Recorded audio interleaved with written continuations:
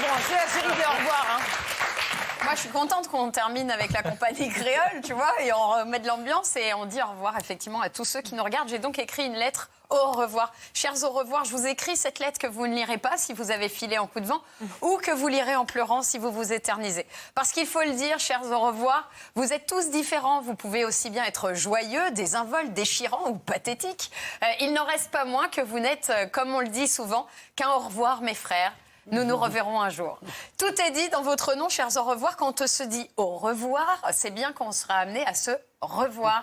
Ce qui vous différencie d'ailleurs des adieux qui, eux, sont définitifs. Et s'agissant de certaines personnes, ça m'arrange.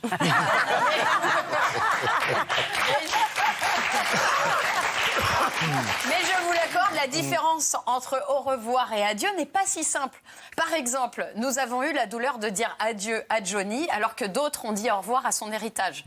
Par ailleurs, Charles Aznavour était, lui, le spécialiste des tournées d'adieu qui se révélaient la plupart du temps des tournées d'au revoir, jusqu'à l'adieu final. Et puis parfois, la nuance est encore plus fine. Par exemple, qui eût cru qu'après 1983 et le triomphe de Yannick Noah à Roland-Garros, les tennisman français venaient non pas de dire au revoir, mais adieu à un succès en Grand Chelem.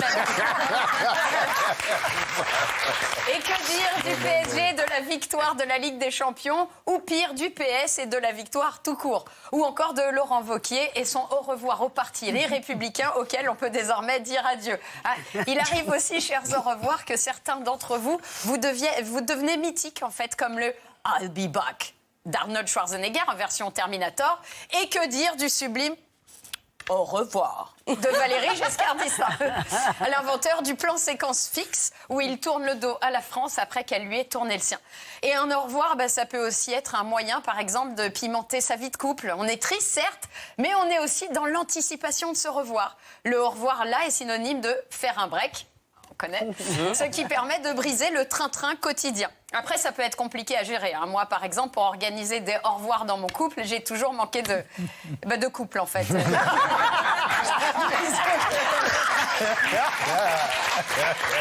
que si certains font face au train-train dans leur couple, moi, j'ai plus une trottinette, un truc où on est tout seul, quoi. Mais bon.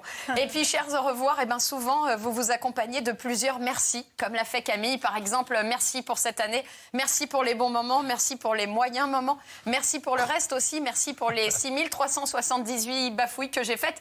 Merci pour les contrepétries involontaires. Merci pour les fous rires, les plaintes contre le célibat, les soirées morito et les kilos en trop, sans jamais lier les trois dans un sens ou dans l'autre. Merci Isabelle pour votre générosité. Merci David de ne m'avoir jamais coupé dans ma chronique. Merci Daniel d'avoir parfait ma culture artistique. Merci Camille pour ton talent.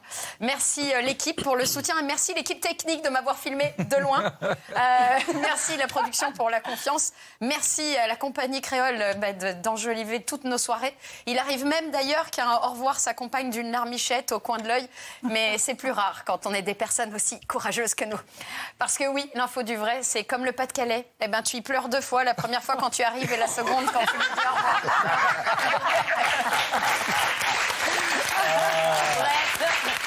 Les adieux, c'est déchirant. Les au revoir, plein d'espoir de se revoir. C'est pourquoi aujourd'hui, je vous dis au revoir. Bravo.